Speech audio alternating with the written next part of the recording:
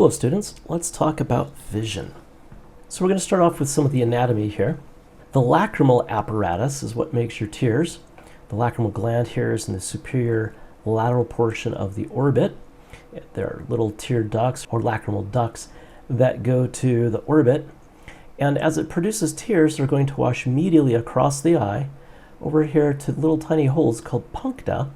And those puncta are going to lead to the lacrimal canaliculi, which are little canals going to go into the lacrimal sac, which will then drain down into the nasal lacrimal duct and then into the nasal cavity. So this is why when you have a good cry, your nose runs, because you're basically spraying salt water into your nose. If we look at a top-down view of the skull and the orbits, you can see the eyes are placed here, one on each side, with the visual axis directly looking ahead.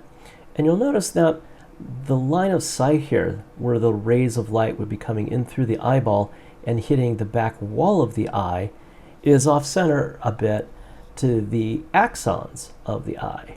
So as light comes down, it's going to impact directly on the back wall of the eye, and you notice that the optic nerves here and here are set a little bit medially from that. If we look at the eye here, we've got a fibrous outer covering of the eye. We've got the sclera, which is the tough fibrous posterior portion of the fibrous eye. And then we've got the cornea, which is the anterior 1/6, and it is clear. The eye is divided into two cavities. There's an anterior cavity and a posterior cavity. The anterior cavity also contains two chambers. There's an anterior chamber of the anterior cavity and a posterior chamber of the anterior cavity. The lens of the eye delineates the difference between the two cavities, and then the iris is going to delineate the difference between, or the separation between, the two chambers of the anterior cavity. You notice that the iris here, the pretty colored part of your eye, has a hole in it called the pupil. So here's an interesting fact that not everybody knows, is that the pupil, the dark spot on the front of your eye, is actually a hole. Now it's black because the inside of your eye is very dark, there's no light in there, but a lot of people assume it's kind of a black flat spot on the front of the eye, and that's not the case. The eye is kind of like a hollow ping pong ball, and then you drill a hole in one end, and that's going to be the pupil. The inside is going to be filled with a couple different things. We've got kind of a jelly-like substance in the posterior cavity called the vitreous humor, and then the anterior cavity is filled with something called the aqueous humor. The aqueous humor is pretty runny, it looks like water, whereas the vitreous humor is almost like a clear jelly. There are three layers to the wall of the eye. There's the tough outer layer, which is the sclera. There's the inner layer, which is where we have our photoreceptor cells, and that's called the retina. And then there's a middle layer called the choroid. And the choroid is there to provide nutrients to the two other layers. Here we can see the lens of the eye, and also there's some little ciliary ligaments that connect the lens to what we call the ciliary body, which is a little muscle. As we look back at the posterior of the eye, you can see the axons of all of the photoreceptors leaving through the optic nerve. And there's actually a little central artery and vein that are going to come in from the eye through the center of the optic nerve. And then the area where the optic nerve kind of plugs into the back of the eye is called the optic disc. So as light comes in, you'll notice it's going to hit a little area of the back of the eye called the fovea centralis. The light is not coming in and hitting that optic disc. There's a really good reason for that. If we look to a close-up here of part of the wall of the eye, we can see that we actually have our choroid layer here with all of our blood vessels. And then we're going to have several layers of the retina here. We have a pigmented layer all the way in the back. And then we've got our photoreceptive layer. There's a layer of bipolar cells. And then there's a layer of amacrine and ganglion cells. And then the axons of the ganglion cells are actually going to go out through that optic nerve. Now here's the cool thing. As light comes in, it has to pass through all of those axons, past the ganglion cells, the bipolar cells, all the way to the photoreceptors, which are at the very back, in order to transduce any energy. The signal then has to move anterior and go out the axon. Now you'll notice back here at the optic disc, there are no photoreceptors. That means any light that's coming back and hitting that optic disc is not going to be perceived. There's no receptive field there. There's no photoreceptors. So here we have our top-down view again. As light normally comes into the eyeballs, it's going to go back and hit that fovea centralis, and that is going to go ahead and allow us to see very, very clearly. You notice that the light, if it comes in a little bit from the sides, from the lateral side for each eye, the light will come in through the pupil and actually hit that optic disc.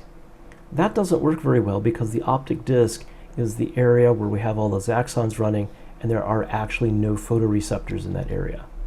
So that is your blind spot. There's no receptive field, there's no photoreceptors there, and so any ray of light heading along that red direction is not going to be able to be perceived at all. When the doctor looks into your eye, they're looking into your eye through the hole of the pupil, and this is what the back of the eye would look like. The very center of the back of the eye is going to be our fovea centralis with our macula lutea. Think of the macula as like a target where the fovea is the bullseye. And then we've got our optic disc over here to the side, and our central artery and vein are going to come out and spread out through the eye. So the blood vessels here are going to form a unique pattern that's different for every individual, so this is called a retinal pattern. And then the optic disc is where we have all those axons that are going to take that information from the retina and into the optic nerve. Perhaps you've seen a movie where there's a security device where somebody needs to stare into a camera and it's going to look at their retinal pattern, and the bad guys have murdered somebody and yanked their eyeball out of their head or just pulled up their head and shoved it at the camera. Why do you think that would not really work well? It's probably because the eye's been damaged, especially if you took it out of somebody's head, and those blood vessels aren't going to appear like that. There's going to be a lot of hemorrhaging, there's going to be a lot of blood that's simply leaked out of there, and so the pattern is not going to be the same. Now, if you wish to check your blind spot, you can do so here. Remember, the blind spot for each eye is going to be lateral. So going back here, for the right eye, we're looking at lateral view. If we have light come in here on from the same object, it's going to impact this area of the left eye. And so we're still going to be able to perceive the object with the left eye. So the blind spot only works with one eye at a time. So if you want to look at the blind spot here with your right eye, you'll want to move your right eye directly in front of the black dot, close your left eye, and then gradually move back and forth by the screen, getting closer to or further away from the screen, staring at the black dot the whole time until the plus will just kind of disappear. If you move your eye to the side and look at the plus, it'll show up, so you have to stare at that black dot the whole time. If you want to check your left eye, then you're going to have to scoot over a little bit, look at the plus with the left eye, with the right eye closed, and then move back and forth until the dot disappears. But you have to stare at the plus the entire time. Now, the retina is not firmly attached to the back of the eyeball. It's basically just held on due to the pressure of the vitreous humor. And so any kind of blow to the head will sometimes cause that retina to kind of fall off of the back of the eye. We call that a detached retina. The risk for this is increased in diabetics and nearsighted individuals because of the way the retina has formed. This is going to result in a lack of nutrients because the nutrients are coming from the choroid layer and the retina has become detached from that. Remember, the macula is kind of the target that the light rays from the object you're looking at are going to hit on the back of your eye.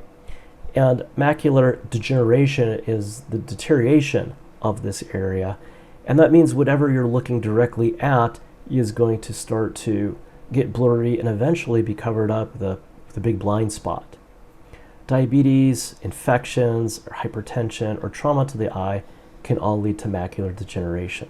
Cataracts are when the lens of the eye becomes cloudy. This is usually a result of aging or exposure to chemicals or bright light for long periods of time. As the lens gets opaque, it also becomes harder and doesn't change curvature very well, resulting in the inability or difficulty to focus on close objects. There's going to be a reduction in visual clarity, Eventually, it's going to be like looking through a piece of wax paper. There are new surgical techniques to correct cataracts, including phacoemulsification, where the opaque center of the lens is fragmented using ultrasound, and it's then vacuumed out with a really small vacuum. Or in some cases, the lens will just be vacuumed out and an artificial lens put into place. Glaucoma is an increase in interocular pressure. There's several different kinds of glaucoma. You really don't need to know all the different ones. This increased pressure can then cause compression of the choroid layer, which will then constrict blood vessels and start denying the retina nutrients. This can eventually lead to blindness. Let's take a clinical look at vision and visual impairments. Emmetropia is normal vision. Rays of light as they come in are parallel and they are going to focus on the retina. Hyperopia is being farsighted. You have problems seeing up close, you can see things far away. You're going to correct this with a convex lens. Myopia is being nearsighted, you can see things close, but you have problems seeing things far away. Astigmatism is unequal focusing on a single eye. It's where instead of the eye being spherical, it's been kind of compressed along an axis. And then presbyopia is age-related changes to vision. As I mentioned earlier, the lens is going to become stiffer and less able to change its shape, which makes focusing more difficult. So here's an emmetropic eye. As you look into the distance, the rays of light are parallel as they come and hit the cornea of the eye. The cornea is going to bend the light a bit as the light is going to go through the pupil.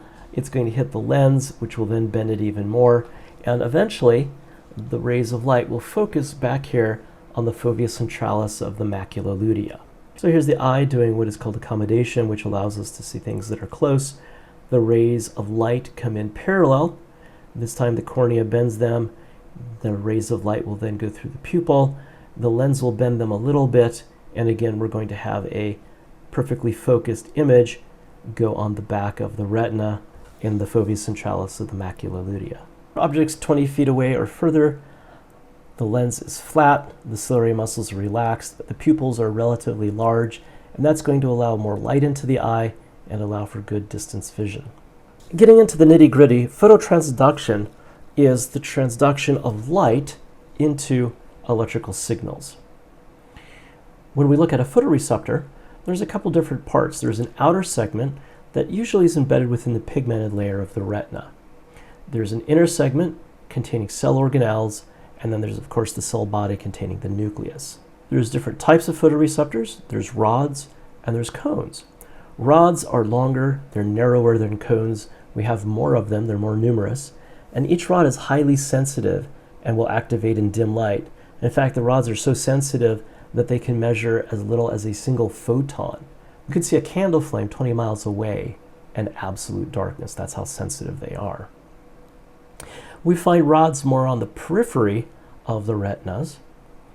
Cones tend to be more concentrated within the central area of the retina, especially in the macula lutea and the fovea centralis. What this means is that as light enters the eye and goes to the very center of the back of the eye, it is going to be impacting cones. So you can tell a lot by a creature by looking at its eyeballs. If there's more cones in the center, in that macular area, then they're going to be a daylight creature because those cones are going to require bright colored light to activate, whereas the rods require dim white light to activate. Here's an example of a cone and some rods. Here's the outer segment that's embedded within the pigmented layer, the inner segment, then the cell body, and their synaptic terminals. And inside of our photoreceptors, we're going to have pigments. These pigments are going to be color molecules that are going to respond to specific wavelengths of light. You can kind of think of them as little antennas that will only pick up on a certain color or pick up better on a certain color of light. The photopigments are made out of opsin, which is a protein, and a light-absorbing material called retinol, which is made from vitamin A. Rods are going to contain a photopigment called rhodopsin, also known as visual purple. And then the three different cones are going to each contain a type of photopsin, with a different sensitivity. Blue cones respond to blue light, green cones respond to green light, and red light is best picked up by the red cones. So from here we can look at the wavelengths of light. Red light is going to have a longer wavelength down into 560 and 700 nanometers. Green light tends to be kind of in the middle at around 530, and then the blue cones tend to pick up light, which is blue, and that's at 420 nanometers. So that light has a shorter wavelength and therefore a little bit more energy. Now, color blindness is an X-linked recessive condition that is more common in males where they're deficient in one type of cone cell. If blue cones only pick up blue light and red cones only pick up red light and green cones only pick up green light, if you're missing a red cone, then you can pick up on blue light and that other color. Because red and green are so close to each other in wavelength, if you're missing either the red cones or the green cones, then both types of light will be perceived as the same color. So with phototransduction, we're going to convert light into an electrical signal. And this is going to be really, really interesting. In the dark, rhodopsin, that pigment that we're going to use in our rods, contains what is called cis-retinol.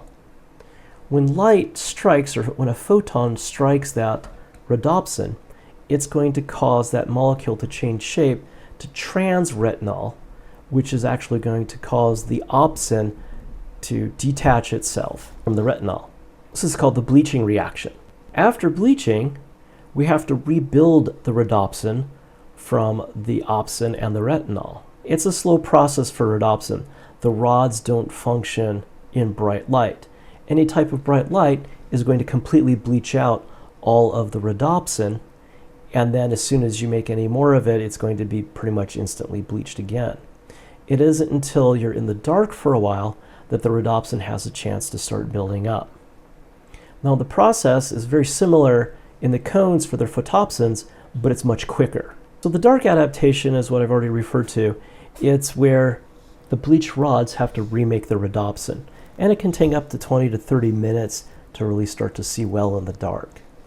Light adaptation is the opposite. It's the process of going from low light into bright light. The pupils are going to constrict, but initially the cones are going to be overstimulated and you're going to get a glare, and it's going to take about 5 to 10 minutes to fully adjust to bright light. Now here's the really kind of mind-bending thing about vision.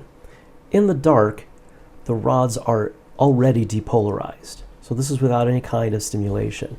Membrane potential is at about minus 40 millivolts, and the rods are going to be producing a neurotransmitter called glutamate. Now, because the rod is continuously depolarizing, we've got a constant influx of both sodium and calcium coming into the cell. This is called the dark current. That rod is going to continuously produce glutamate. Glutamate is the neurotransmitter used by the rod on the bipolar cell, and it's going to be inhibitory. It's going to hyperpolarize the bipolar cell, preventing the bipolar cell from firing. When light hits the rod, it's going to hyperpolarize the rod.